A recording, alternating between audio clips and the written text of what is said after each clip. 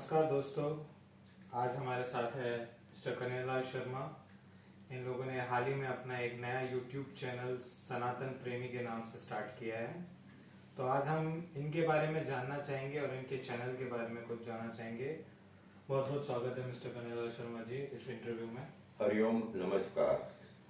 तो हमने कुछ आपके लिए क्वेश्चंस प्रिपेयर किए हैं आपके YouTube चैनल के बारे में, तो हम वो कुछ पूछना चाहेंगे। हमारा पहला, आप अपने बारे में हमारी ऑडियंस को कुछ बताइए और साथ ही साथ अपने चैनल का भी थोड़ा ब्रीफ में इंट्रोडक्शन दीजिए। मैं अपने ऑडियंस को बताना चाहता हूँ, मैं पहली बार YouTube पे अपना प्रोग्राम दे रहा हूँ जिसका नाम है सनातन प्रेमी। सनातन प्रेमी का जो मेरा प्रवचन है, मैं बुक्स में कथाएं जो होती है वो बुक्स में कथाएं पढ़कर आपको सुनाऊंगा। जो सनातन प्रेमी है वो मेरी कथा सुनेंगे। मेरा जो लक्ष्य है वो सनातन धर्म को विश्व तक पहुंचाने का है। जी, आपने अपना YouTube चैनल का नाम रखा है सनातन प्रेमी और कहा जाता है कि हम लोग का धर्म हिंदू धर्म नहीं सनातन धर्म है। काफी लोगों को ये चीज पता नहीं है, तो क्या आप इस सनातन शब्द और सनातन धर्म के बारे में हमें कुछ बता सकते हैं? जहाँ तक हमने सुना है, जहाँ तक कुछ हमने पढ़ा है, जितना हमको ज्ञान है कि हिंदू धर्म नहीं है। सिंधु नदी के किनारे पे हम रहते थे, अंग्रेज लोग आए, सिंधु को हिंदू कहने लगे, हिंदू को हिंदू कहने लगे, हिंदू से हिंदुस्तान बना।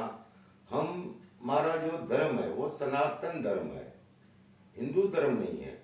हम हिंदू हैं, हिंदू सिंधु नदी के किनारे पे रहते थे। हमारी पहचान मोहनजोदड़ो है।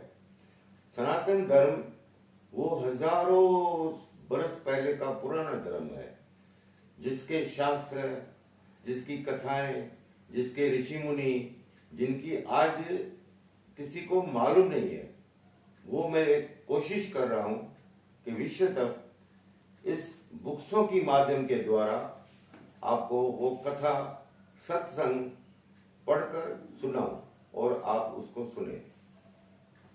जी, आपका जो चैनल है सनातन प्रेमी, तो हम इस चैनल पर किस तरह के वीडियोस एक्सपेक्ट कर सकते हैं, किस तरह की कथाएं एक्सपेक्ट कर सकते हैं आपके द्वारा? मैं YouTube पे जो स्टार्ट कर रहा हूं इस कोरोना काल को देखकर।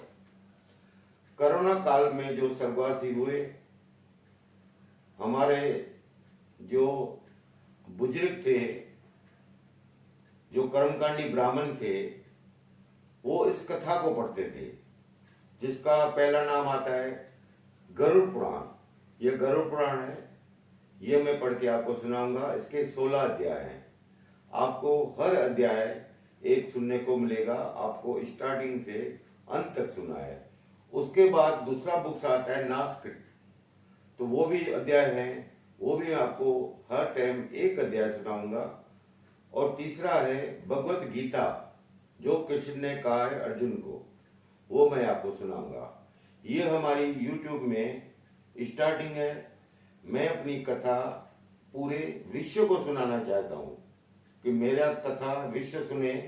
और हमारा जो सनातन धर्म है, जो हमारी ऋषि मुनि है, जो लोग आज भी कई लोग हैं जो आज भी उस बात को नहीं जानते, मैं वहां तक पहुंचाना चाहता हूँ। बहुत खूब। तो आपने कहा आप अपनी कथाएं विश्व तक पहुंचाना चाहते हैं। आजकल हम ये भी देख रहे हैं कि काफी वेस्टर्न कल्चर वाले लोग, फॉरेन के कल्चर वाले लोग, क्रिश्चियनिटी, दूसरे धर्म से लोग हमारे सनातन धर्म को अपना रहे हैं। तो यदि वो इन कथाओं को सुनेंगे तो किन किन भाषाओं में आपकी कथाएं आ सकती है? ये केवल हिंदी होगी या और भी अन्य भाषाओं का प्रयोग करेंगे? आपने बिल्कुल सही कहा है। जिन लोगों को विश्व में मालूम नहीं था कि सनातन धर्म क्या है, आज कई मुल्कों में सनातन धर्म को मान रहे हैं, सनातन धर्म की कथाएं सुन रहे हैं, कथा के माध्यम से समझ रहे हैं। और इस माध्यम के द्वारा ही उनको मालूम पड़ा है सनातन धर्म का, कि सनातन धर्म है क्या, हिंदू धर्म है क्या। जो ऋषि मुनि हमारे कह के गए हैं वो हजारों बरस पहले बोल के गए हैं। आज की जो जनरेशन है उसको भी हम ये बताना चाहते हैं। बहुत खूब कन्हैयालाल शर्मा जी, जैसा कि आप इस काल के दौरान जहाँ सब इतना कुछ हाहाकार मचा हुआ है, पेंडेमिक फैला हुआ है, बहुत ज़रूरी है ऐसी चीज़ों का आगे बढ़कर आना। स्पेशली आज की यंग जनरेशन के लिए काफ़ी ज़रूरी हो गया कि वो अपने धर्म से जुड़े रहे, धर्म के नज़दीक रहे।